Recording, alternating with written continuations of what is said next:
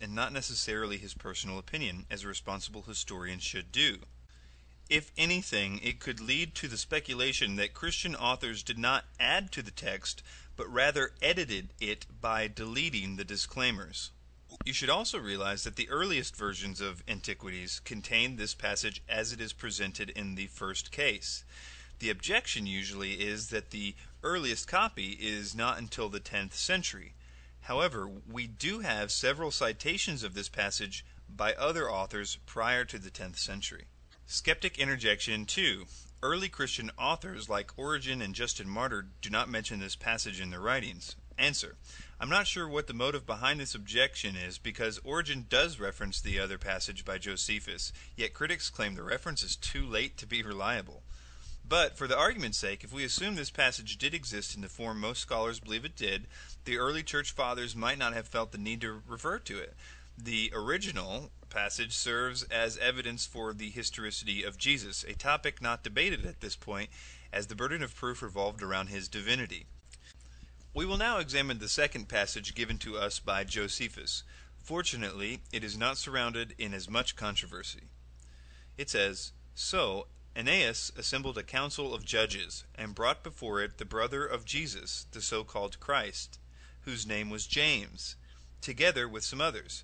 And having accused them as lawbreakers, he delivered them over to be stoned." Skeptic interjection 1. Is it possible this passage was a forgery by early Christians? Answer: it must be noted that no copy of Antiquities has ever surfaced without the above text quoted as it is above.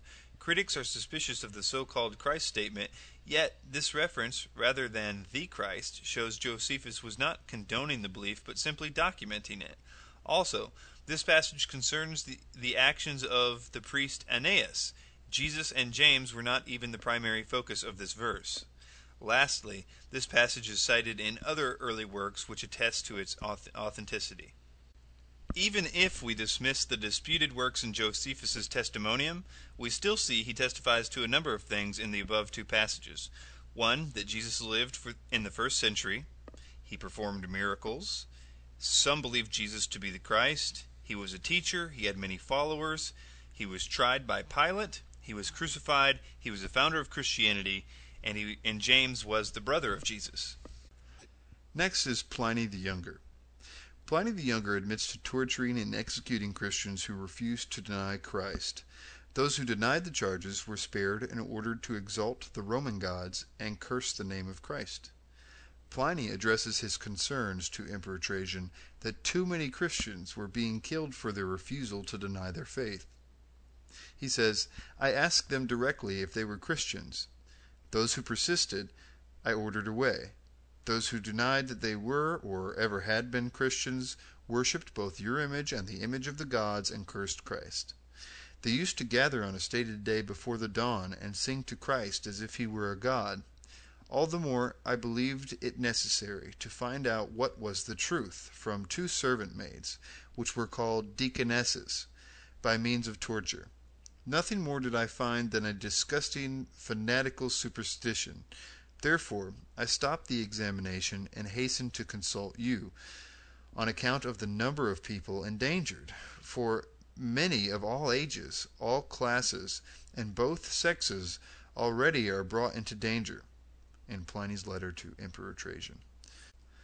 Though Pliny states some of the accused denied the charges, a recurring theme in the correspondences between Pliny and Trajan is the willingness of the true believer to die for Christ. This would hardly be reasonable if they knew he never existed. Skeptic interjection 1. How does dying for one's belief verify the actual existence of Jesus? The sincerity of a belief does not necessarily make the belief true. How does this passage specifically confirm a historical Jesus and not just the existence of Christians in Rome? Answer. Pliny states Christians worshipped Christ as if he were a god. This indicates one who would not normally be considered a god, such as a human who was exalted to divine status. Also, the early Christians would have been in a position to know if Jesus was a historical figure or not.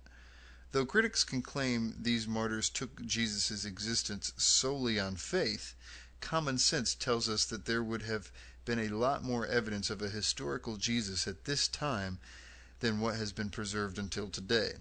According to early historians, Jesus' great-nephew and other relatives were still alive, as well as the associates of the original apostles. Such individuals could easily verify his existence. Also, documents which have been lost to us were still in existence, such as Jesus' trial records and the census records of his birth, and were even referenced by early authors who wrote about Jesus. These individuals had every reason to be certain of Jesus' existence and were willing to die because of it. Skeptic interjection 2. Pliny also states some recanted their testimony. Perhaps they did so because they knew Jesus was a myth. Answer. There are several rational explanations as to why some would recant their Christian beliefs. Pliny readily admits to torturing some of the accused. Are admissions or denials really credible under torture? Also, the accused knew if they did not recant, they would be put to death. Fallible human rationalization, confess and go home, and work out the hard feelings with Jesus later, or suffer crucifixion. Also, some of the accused could have been lackadaisical Christians who half-heartedly accepted Christianity because of a spouse, parent, or friend, and would have had no problem reverting back to paganism upon facing persecution. There were half-hearted Christians 2,000 years ago, just like there are half-hearted Christians today.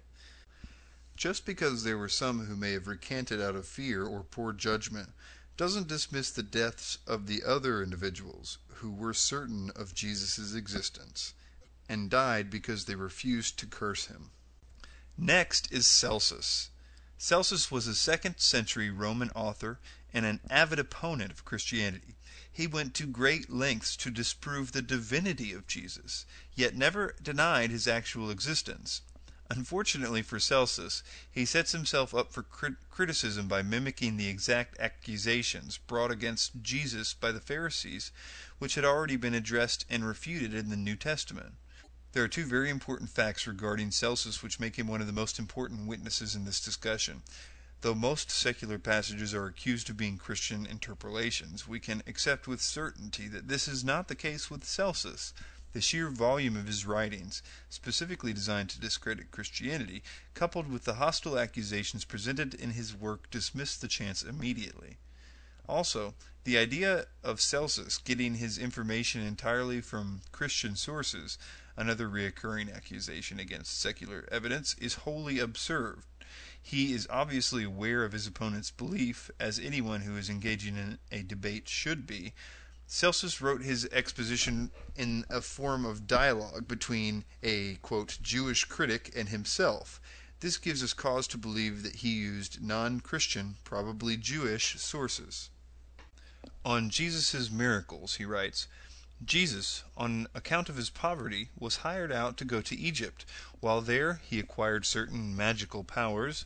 He returned home highly elated at possessing these powers, and on the strength of them gave himself out to be a god.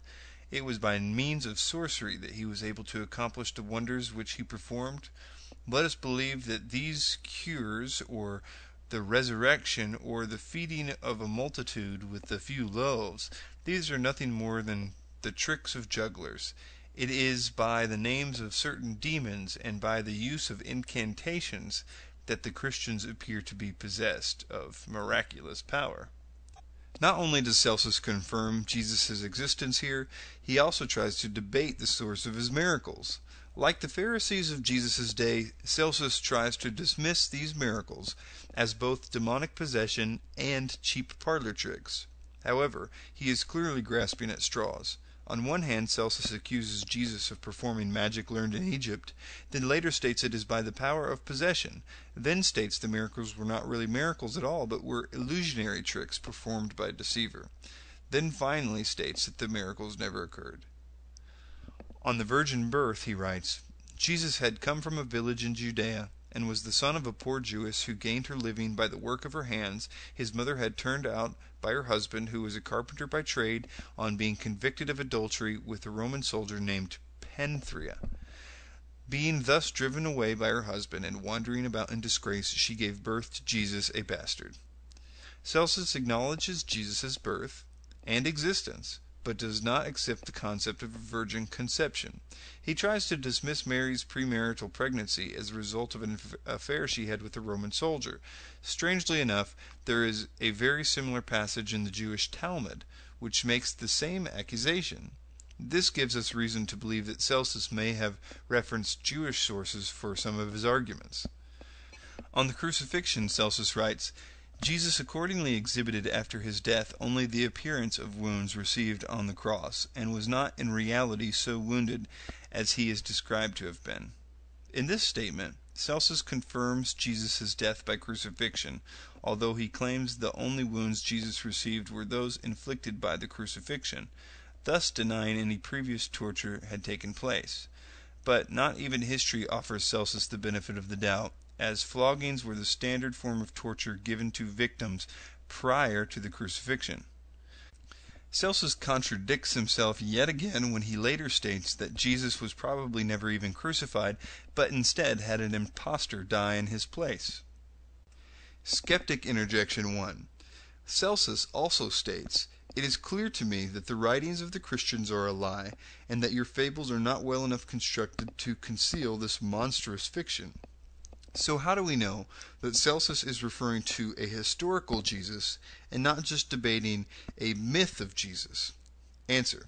Evidence which shows Celsus to be refuting aspects of a historical Jesus is as follows. Number 1. Satisfied with his presentation of evidence, Celsus offers his conclusion that Jesus was only a man, not a myth or a god, as the apostles had claimed. That's pretty clear that he thought that he existed.